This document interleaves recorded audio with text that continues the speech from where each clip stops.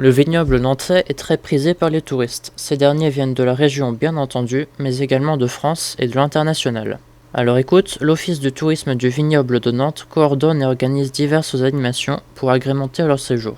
Des visites patrimoniales classiques, individuelles ou en groupe, ou déjantées avec la BIP Brigade d'intervention du patrimoine. Qui dit patrimoine dit viticulture, avec la programmation des caves étonnantes qui propose des découvertes de domaines atypiques, avec animations variées et bien sûr dégustation. Extension du voyage à Nantes, le voyage dans le vignoble permet de découvrir des sites pittoresques et leur gastronomie, sans oublier les nombreuses randonnées pédestres. Une nouveauté cette année, la découverte de Clisson grâce au petit train. Mais que viennent donc chercher tous ces touristes dans notre région ? Je pense qu'ils sont intéressés par la thématique, par un tout en fait, par les paysages, par le patrimoine, puisqu'on a quand même, faut pas se le cacher, on a une pépite avec Clisson qui propose quand même un patrimoine très condensé, très intéressant, avec des visites qui sont aussi très diversifiées. Et dans tout ça, le rôle de l'Office de tourisme? L'Office de tourisme, c'est un peu le chef d'orchestre en fait. Il est là pour mettre en œuvre le programme, pour animer le territoire, pour mettre en évidence les pépites de ce territoire. Et puis bien sûr pour répondre aux attentes, ne l'oublions pas, du client, donc du touriste. Donc on est aussi là pour adapter au mieux nos programmes par rapport à ce qu'ils souhaitent faire.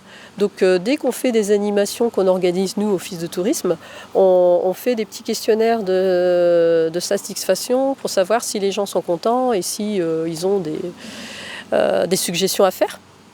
Et puis forcément l'Office de tourisme est là aussi pour faire la promotion et la communication sur ce beau territoire. Et d'accueillir bien sûr les touristes. Du mieux possible. Et pas que les touristes même les Clissonnais par exemple pour Clisson. Les Clissonnais bien sûr, les habitants. À Valette on a aussi une antenne, on a un bureau d'accueil et d'information touristique. Et puis on est assez présent aussi sur des événements qu'on organise. Prochainement, début d'automne, on organisera les Muscats des Tours. Donc là aussi on sera présent avec l'Office de tourisme pour présenter ce qu'on fait. Donc on est vraiment sur une animation du territoire.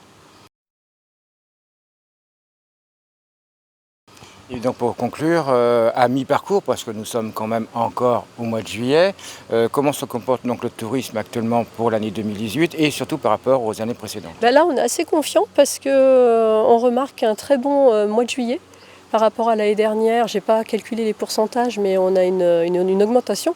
Les gens sont surtout venus plus tôt.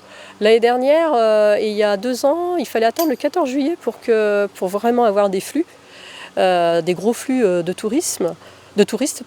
Et cette année, on a quand même constaté une venue plus tôt. Donc ça, c'est plutôt prometteur. Et puis, je pense qu'on est aussi assez bien situé, mine de rien, c'est une région qui est intéressante en lieu de séjour pour pouvoir après aller en excursion au bord de la mer. On n'est pas loin du Puy du Fou, on n'est pas loin de Nantes, évidemment. Donc voilà, je pense que tout ça conjugué fait que le vignoble de Nantes devient une destination intéressante. Oui, avec des logements quand même, que ce soit les hôtels avec le Best Western, que le Moulin Neuf en gîte, etc., qui peuvent accueillir beaucoup de personnes. Tout à fait. Alors on a encore assez peu de lits touristiques puisqu'on a à peu près 2000, en arrondissant, on a 2700 lits touristiques sur tout le vignoble, ce qui n'est pas énorme quand on considère le bassin de vie que nous représentons avec plus de 100 000 habitants. Mais on a quand même une diversité d'hébergements qui est intéressante.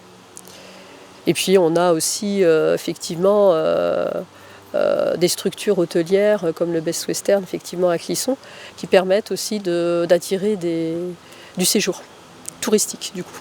Toutes les animations proposées par l'Office du tourisme du vignoble de Nantes sont à découvrir sur le site internet et n'oubliez pas, elles ne sont pas réservées qu'aux touristes.